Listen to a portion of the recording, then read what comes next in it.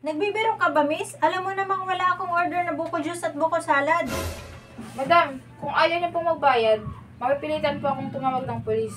At siguradong mapapahiya ka sa ibang customer dito. Miss, pahingi ng menu. Excuse me ma'am, ito na po yung menu.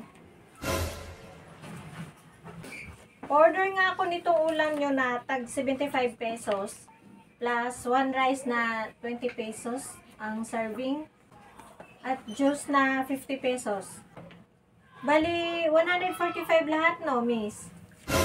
Okay po ma'am, paantay na lang po. Ay, miss, pahingi rin po nung menu.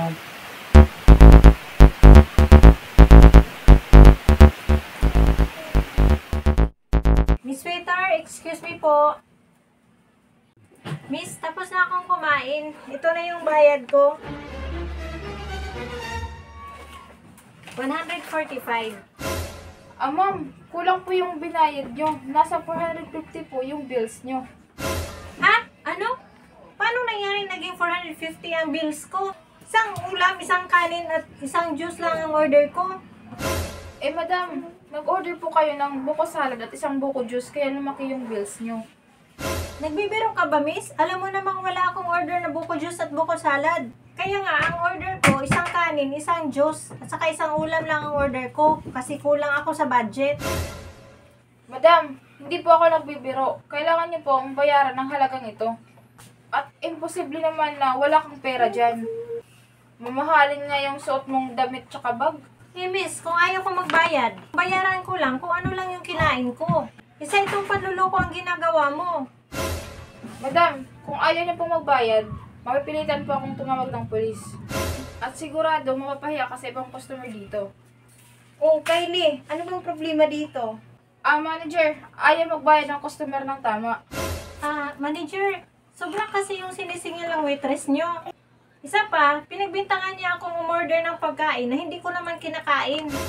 Saan panluloko ang ginagawa ng waitress mo? Madam, magbayad na lang kayo. At huwag kang magbintang na niloko ka namin. At isa pa, wala ka namang ebidensya. Yung CCTV, hindi yan nagsisinungaling. Sira po lahat ang CCTV namin. Kaya, magbayad ka na lang. Kung hindi, tatawag kami ng mga pulis. Eh kung ayaw ko magbayad, Kung ganun sige. Hello, pulis! Excuse ma'am, ano nangyari dito? Sir, huliin mo yung customer na yan.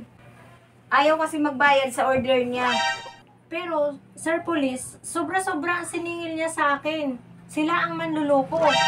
Madam, wala kang ebidensya na niloko ka namin. Sira lahat ang CCTV dito.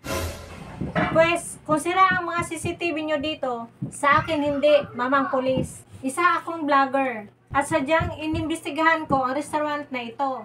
Dahil sa mga sumbong na sobra silang maningil. At tinatakot nila ito na ipapakulong pag ayaw magbayad. Sinadya nilang sirain ang mga CCTV dito para walang ebidensya.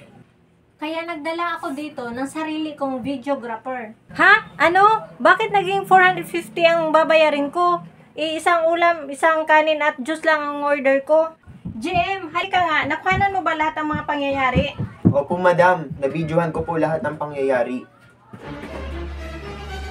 Ito po, madam. Andi dito po lahat ng video at ang totoong pangyayari. Ito, Mamang Polis. Lahat ng ebidensya, nandito. Ng mga ebidensya. Aha, nandito lahat ng ebidensya. Kung ganon manager at ikaw waitress, arestado kayong dalawa. Sumama kayong dalawa sa akin sa presinto. Halina kayo.